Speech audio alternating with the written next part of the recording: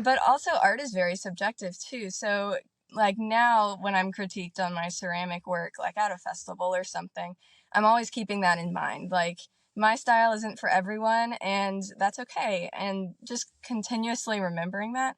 But then also taking that advice when I feel like it's valid. So constantly weighing opinions, like if I think that this would make my work better and that more people would enjoy my work because of this comment, then I might do some tweaking.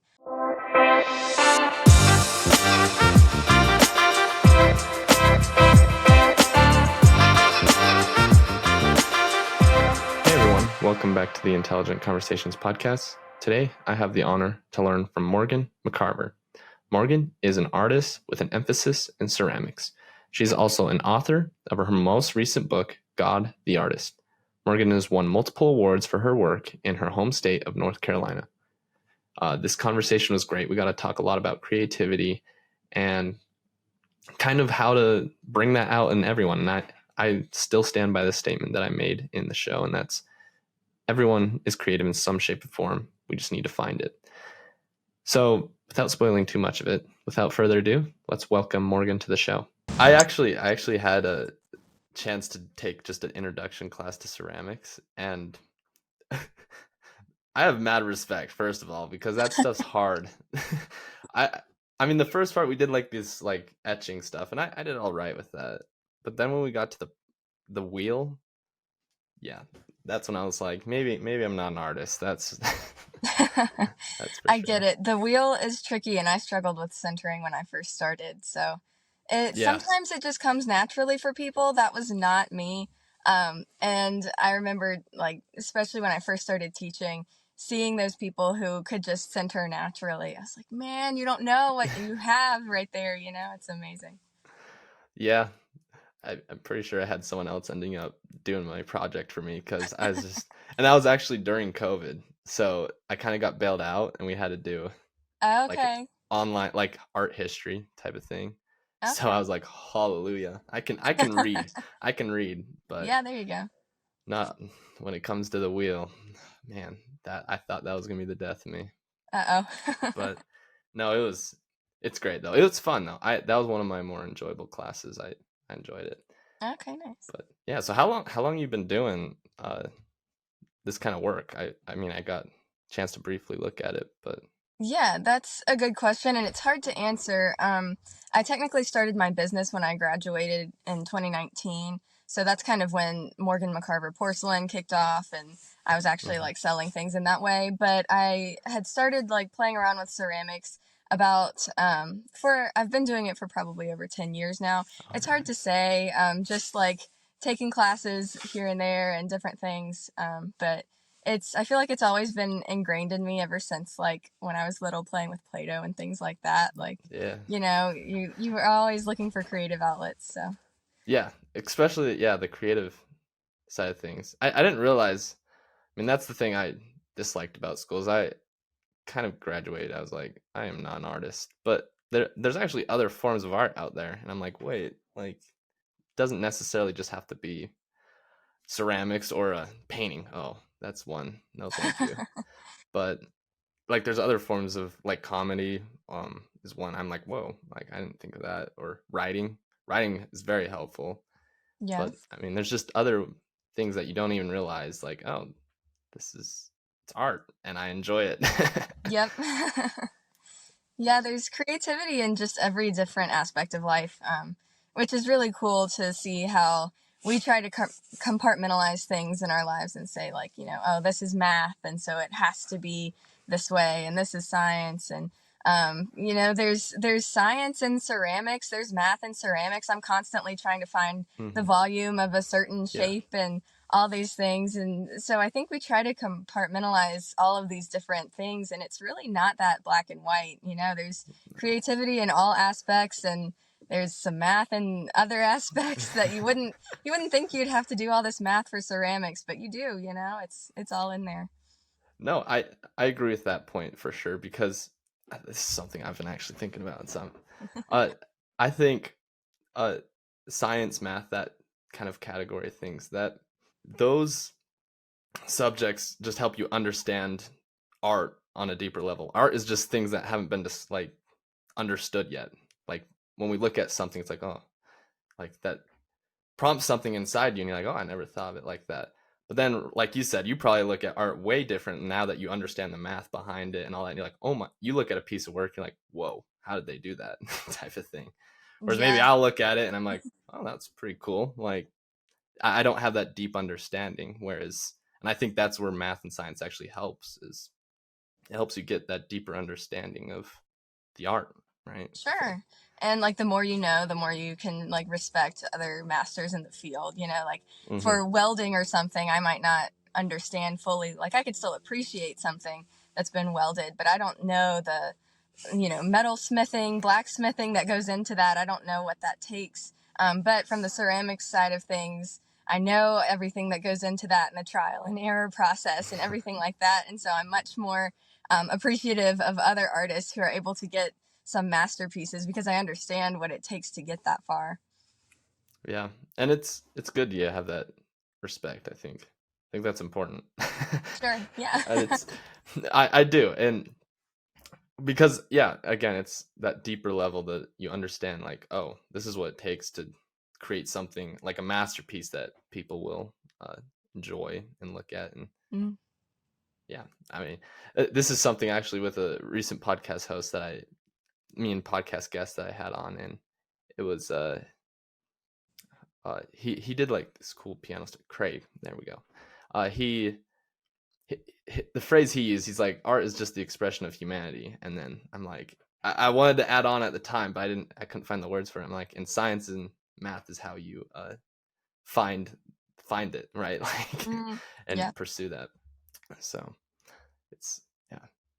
So you're also an author as well, right? I am, yes. God the Artist, it actually releases January 9th, but it's available for pre-order now, and it has taken me on a whole journey I had never really experienced before or never saw coming. So it's been great, though. So what are some of maybe the parallels?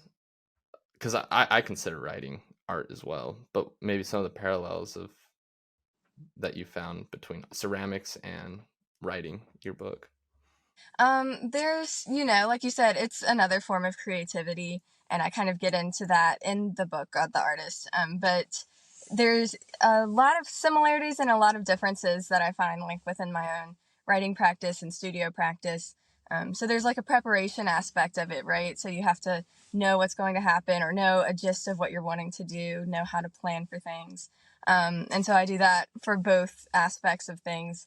But ceramics, I have a much more seasonal kind of schedule as to where I'm making a body of work and then I'm firing that work and then I'm glazing it and then I'm firing it again and then I'm pricing it, packing it, taking it to shows or doing wholesale things.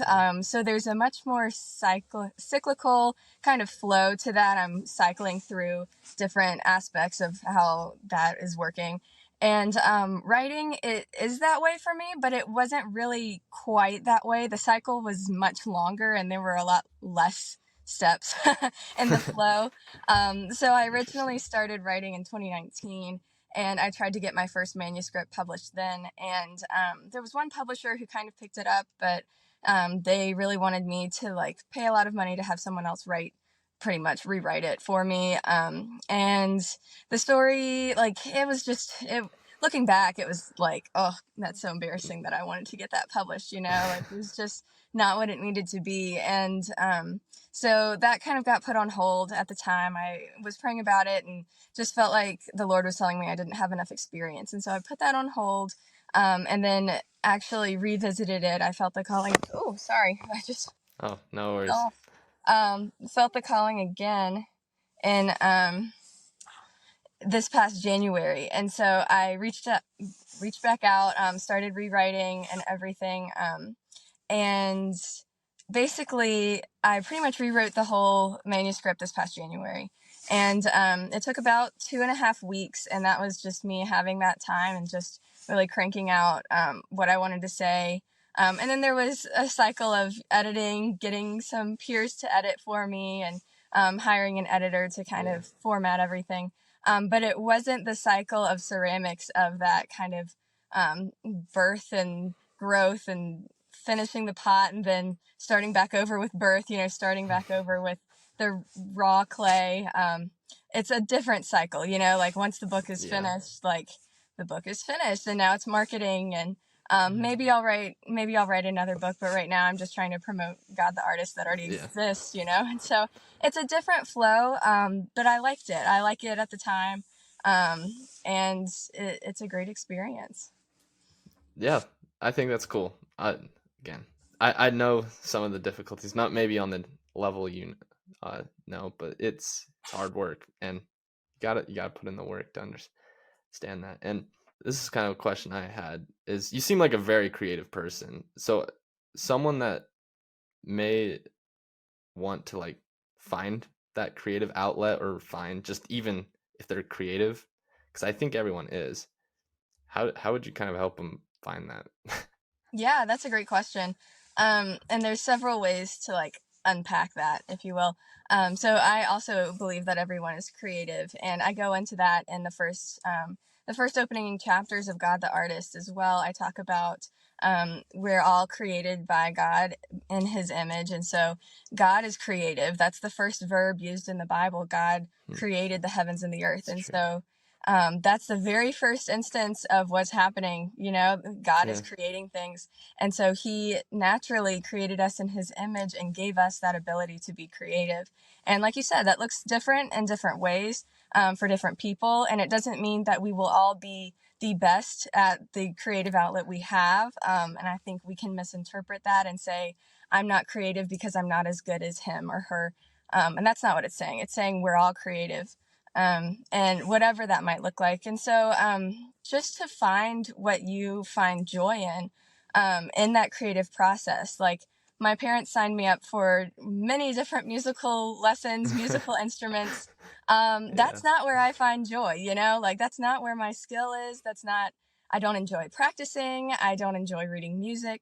And so learning that about myself, like I could very easily say, oh, I'm not creative, but that's only one art form, right? Like I'm not musically gifted in that way, but I'm able to do ceramics, and so that's a completely different form of creativity that is still just as valid. So I would challenge the listeners, if you think that you're not good at something, maybe just try something else, and if it's something that brings you joy that you say you're not good in, then either take classes, get better in that way, or stop being so hard on yourself. I can look at a lot of potters who are better than me or farther along or more successful in their careers, but it doesn't disqualify what I'm doing. And so just constantly remembering not to compare yourself to others, but compare yourself to your past self. Have I moved forward? Have I grown? Have I experienced things in a new way? Have I learned anything? So there's so many different ways to look at that question. Yeah, no, there is. Sorry, that was pretty broad, but I agree. No, and that's actually on that one part. What reminded me of is I actually like to try and write stuff down because that gives me a opportunity to kind of look back. Because I'll be hard on myself on myself and say, oh man, like you suck at this, you need to do better. But then when you look back and see what you wrote, you're like, okay, maybe we have got farther along than we thought. And I that's I yeah, that arts the writing seems to be the way where I'll go and say, okay, I'll write some things down just to see. And it helps me. I'm like, oh, maybe we have got farther along. And I kind of enjoy it. It's like, oh, Yeah. this is fun. But then there's other stuff as well. Yeah, that's true. And the beauty of writing too is you can always like keep changing things, keep editing things, which is so different from ceramics. Like once it's fired, you can't really change it. It's gone through that chemical process. The particles are bonded together and you can't really tweak anything. It's pretty much over. And so that was a very different eye-opening experience to be like, if I wanted to, I could just never be done. This could always be a working draft, which was kind of terrifying in a way, to like once you put it in the kiln, it's like, okay, whatever, it's going to be what it is. But writing, it's like, oh, I could always keep working on it. Yeah, there's always that little bit more. You're like, oh, maybe I could phrase it this way. You're trying to find the right words to express what's going on in your mind. And That's yeah. And I I want to touch back.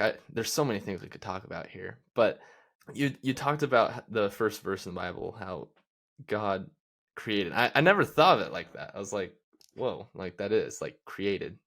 And I just had the thought is like, if anything, we're his art. Like to him, he might be just chilling up there and saying, hey, like, I mean, I'm trying to, I tend to be sometimes more, uh, I like to think, I appreciate, like we were talking about at the beginning, math and science. And the question I've been asking myself is like, okay, like if I were God, like what would I build type of thing. And I think what you build is the expression of yourself. And again, created. I think that's something I never thought about that. So thank you.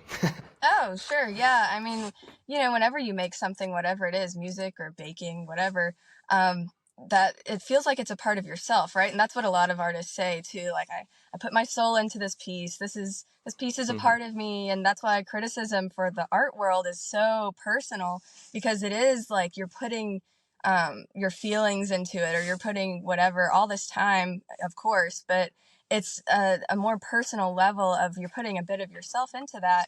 And so, of course, like God created us in that way, and He created us with a part of Himself in us, and a desire for us to know Him more.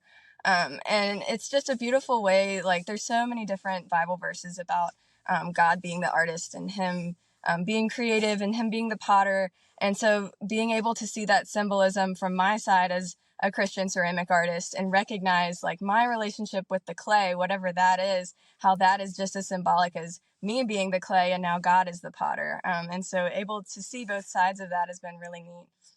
Yeah, that's cool. Yeah, thank you for sharing that. And again, I think that yeah, it's the, I mean, I keep going back to the phrase of, uh, it just, art expresses the humanity in us. It's like, it's just who we are, and we gotta, and it shows that each one of us is unique and we're designed differently.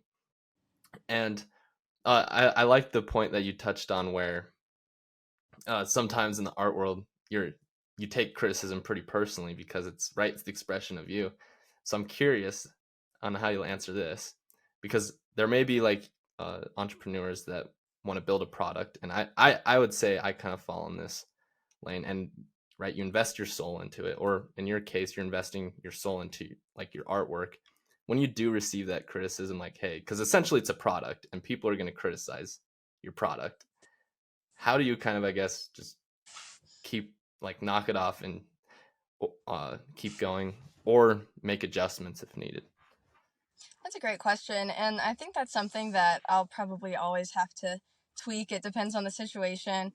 I remember like back in school, because I do have a degree in ceramics. And so we would have formal critiques. And I went to a great school. It wasn't like people were just bullying you or anything. Yeah. It was a great environment, and they were all like helpful critiques. But I do remember like in areas that I wasn't very strong in, like drawing, for example, like I thought I did my very best. And of course, my best isn't as good as the drawing major who's, there Hmm. for drawing. And so those critiques would hurt, like, man, like I tried my hardest on this. But also, art is very subjective too. So, like now, when I'm critiqued on my ceramic work, like at a festival or something, I'm always keeping that in mind. Like, my style isn't for everyone, and that's okay. And just continuously remembering that, but then also taking that advice when I feel like it's valid. So constantly weighing opinions, like if I think that this would make my work better and that more people would enjoy my work because of this comment, then I might do some tweaking. Like for instance, people used to tell me like my handles, they didn't really appreciate my handles. And they were more like sculptural handle. So I kept that same cup design, but then I also made another cup that was more user friendly, if you will. Hmm. And so they had a choice, and that's what I love about ceramics. You can always experiment and put something out for sale, see if people buy it. If they respond well to it, then you've got something, and just keep making that same product and going off of that. But every once in a while, I'll get a comment, like someone will walk by my booth and say something, and I'm just like, what? Like, whatever. what? I'm sitting right here. What? Like, like there'll be some weird references or something. But for the most part, it's really amazing just to see, complete strangers come up and admire your work is very confidence boosting and an encouragement. So it can be great too. That's true. I liked your focus, how you, especially at the end there, where you said, like, when people do admire it, maybe focus on that. Like, Yeah. I mean, I don't know. I tend to be hard on myself sometimes, and it's like I appreciate criticism because it drives you to do better work, and I think everyone should do great work. But at the same time, it's like if enough people are saying, "Hey, you're doing a good job," maybe, maybe it's actually like great work, and it's good enough type of thing to. But I don't know. You're also in that constant, like, you want to improve, like you said, and experiment new things and see if there's something else that's maybe never been discovered or whatever it may be. So I'm curious, how does uh your process of coming up with new ideas like come to you? I mean, maybe specifically for ceramics, but even just like in general, like how would you come up with new ideas to try out and then yeah, have the confidence to actually try it? Because sometimes it's like, oh, maybe this won't work, and but actually have the confidence to try it and be okay with the failure. It really depends on the item, and that's a great question. A lot of the times it is sitting at those festivals because I'm there for, 9, 10 hours a day sitting there. And it's a really great time for me to watch how people respond to my work. How do they pick up this item? Or are they too afraid to pick it up because it looks too fragile? Or whatever it might be, constantly kind of paying attention to that and taking in what could I change to make this better? What are they responding well to? What's selling well? What are some good comments? So for those out there who do like craft shows kind of like that, it's always nice to have like a larger ticket item. Even if that item doesn't sell, it's a great eye catcher and people will come to my booth seeing those more expensive and elaborate items. And even if they don't buy that item, they could buy other items along the way. And then I've got a following, and they could be a return customer next year and be saving up for that higher ticket item. And so those are some ways to kind of pay attention to what's going on. But for like designing new cups and things, I work a lot with molds. And so I do throw on the wheel, but I also make my own plaster molds and I slip Nice. cast. So it's a kind of, it's an older technique from like the 1700s, but I'm making like a plaster mold that I'm able to get the same exact ceramic shape every time. And so it's more, it's a way to get the same shape more consistently for me. And I can work quicker in that way. It's more efficient for me. But when I commit to a shape, I am making a plaster mold of that shape. So it's not just making one and seeing how it does. I really have to know what I'm doing and know that this is the shape I want to go for. And so that does take a lot of consideration and planning. And sometimes I've gotten myself into situations like, I've got a pumpkin mold that I just wanted to see how big of a pumpkin I could go. And the mold itself is 50 pounds. And so trying to maneuver that full of clay and, it's things like that that I go big or go home. And then I'm like, why am I doing this? But people love the pumpkins. They've been a great eye catcher. They're a great display piece, and people are really happy with them. And so it was a great risk that I took. But knowing that now, I might change my plaster design or something to make a little bit more ergonomic mold, so I'm not killing myself in the studio.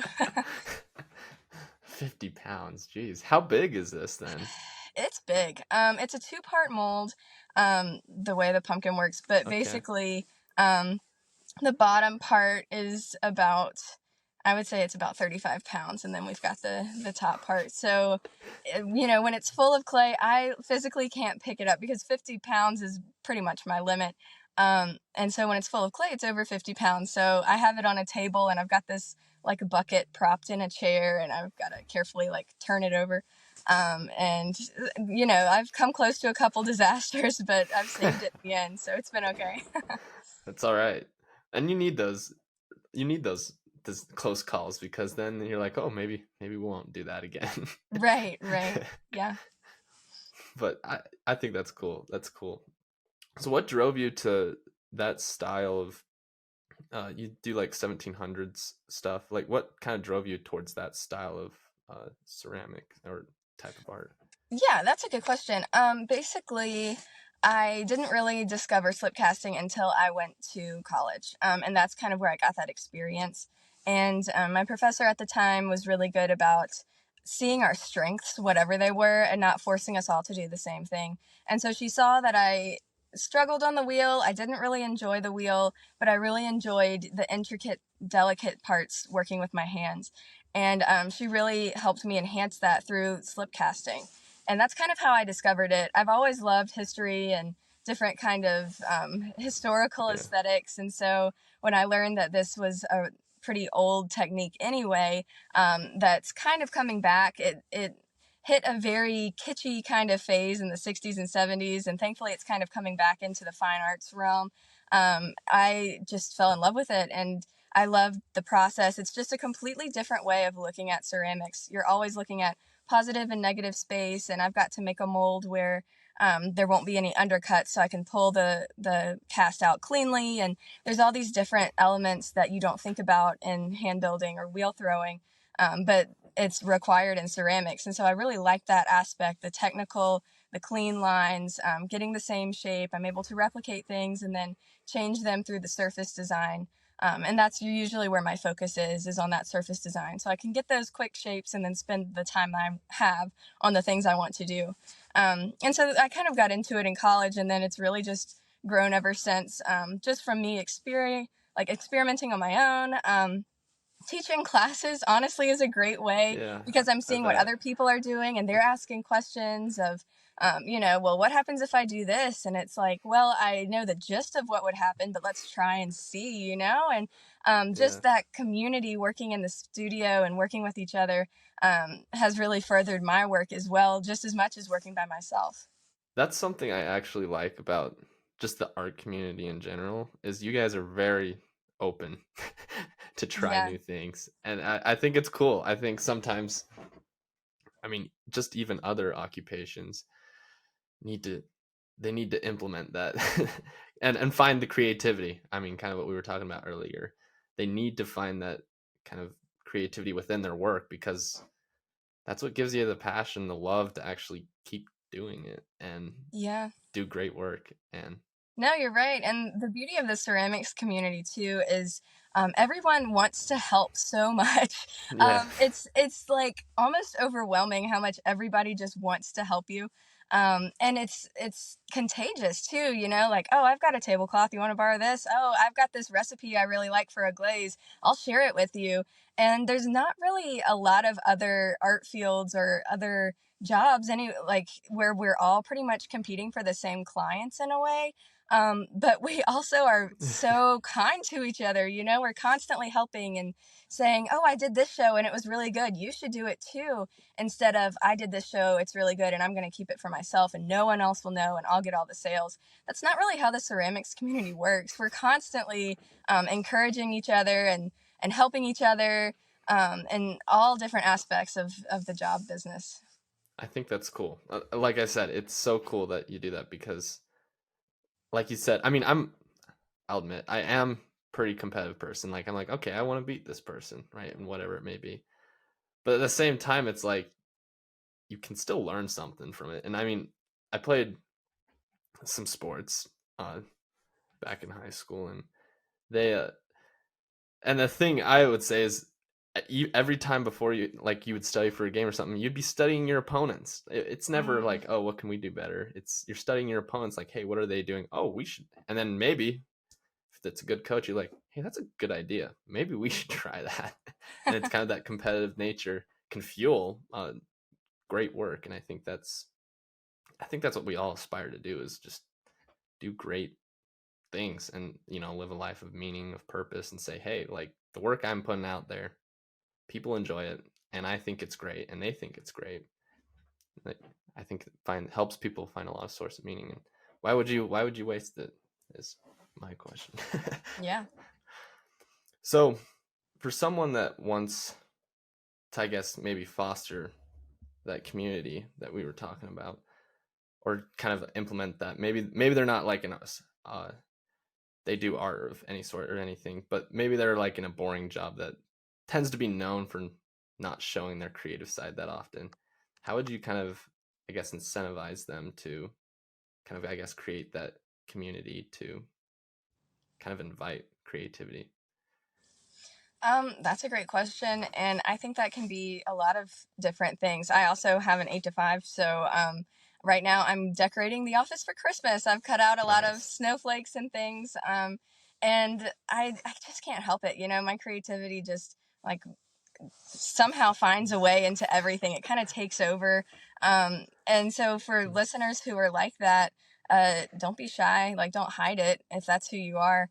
And the more I've embraced my creativity, like getting out of the academic setting, even though I went to school for ceramics, there's still classes that you aren't allowed to really be creative in. And so getting out of that setting and really becoming my own and allowing myself to be as creative as I want has only fostered more creativity. I thought, eventually I'd like calm down, but no, it just keeps getting more bigger and more prevalent in my life and all the areas of my life. And so, if there's a listener who's like that, I would say do what you find joy in.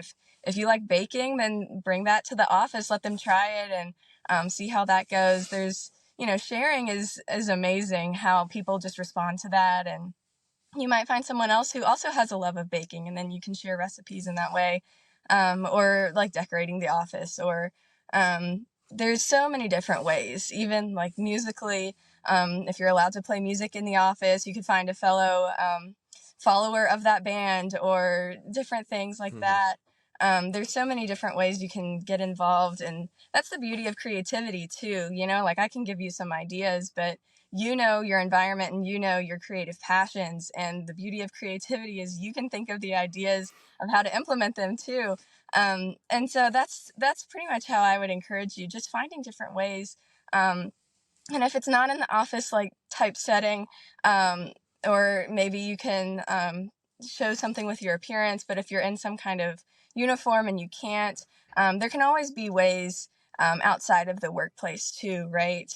Just different ways with friends. Go caroling this Christmas. It doesn't matter how good you are, it's just fun, and it's dying art that is just so beautiful, and people respect that so much. Caroling doesn't really happen anymore, and so of course you're going to make an impact if you do that. Just all different things like that. So many different ways, and now with social media you don't even have to like leave your house to do anything. You just post it, right? Yeah. It goes worldwide in a second. And there's pros and cons to that, but I think, yeah, I'm an optimist. I think there's a lot of good things that can come out of that, and allows you to find a group of people with similar interests, similar ideas as you, and you can bounce it off each other. Yeah. I Well, would say just don't be afraid to, like, if you talking about that community of sharing that community space and encouraging others, and if people aren't really willing to do that for you, that might be something you can start. And in that way, like, don't be afraid, because I was afraid at first, like, why would I give you my glaze recipe, because this is what's working for me, and I had mm-hmm. to work on this. But just recognizing we're all so unique. Even if someone tried to copy you, it's not going to be the exact same. And the beauty of art is, if you are really trying to create this passion that you have, you're not copying, like if you're really That's an true. artist, you're not copying somebody else. And so that's the beauty of it too, not being too worried. I can use the same exact glaze recipe as everyone else in my studio, and all of our pieces look completely different. And just recognizing that we're all unique in that way, and there should be enough respect between you to recognize I can use this, but I can make it my own as well. I like that. I do. Well, Morgan, I don't want to take any more of your time. Thank you so much for coming on. I appreciate you sharing all this knowledge with me and for the listeners as well. If they want to find you and reach out to you, buy some of your artwork, check it out, your book you kind of mentioned as well, what's the best way that they can find that, reach out to you, whatever it may be? Yeah, I'll send you to my website. It's morganmccarver.com. And from there, you can sign up for my newsletter, follow me on Instagram. You can go ahead and pre-order a copy of God the Artist, or you can shop my Etsy page. And you can also connect with me there, send me emails and different things. So I can't wait to hear from you guys. But my website, morganmccarver.com, is the best place to start. And thank you so much for having me on the show. This has been awesome. Awesome. Thank you. Well, I appreciate it. So thank you for coming on. All right, everyone, as you can tell, that is Morgan McCarver. She's a very intelligent person, has great things to share. I challenge you guys, if anything spoke to you or anything incentivized you to be more creative, to reach out to her. I'm sure she would be happy to chat with you and learn more about what you're working with. She dropped the website there for you guys to head to. Stay tuned till next week. We have a fantastic guest lined up. See you guys next week, and let's get after it. Hey everyone, if you liked this episode and would like to hear more, be sure to hit that subscribe or follow button. We release a new episode every Wednesday for you guys to listen to. Thank you guys so much for the support that you give. We could not have done this without you guys. If you would like to be a potential guest on the show, check out intelligentconvos.com and fill out the form there. Thank you guys again, and let's get after it.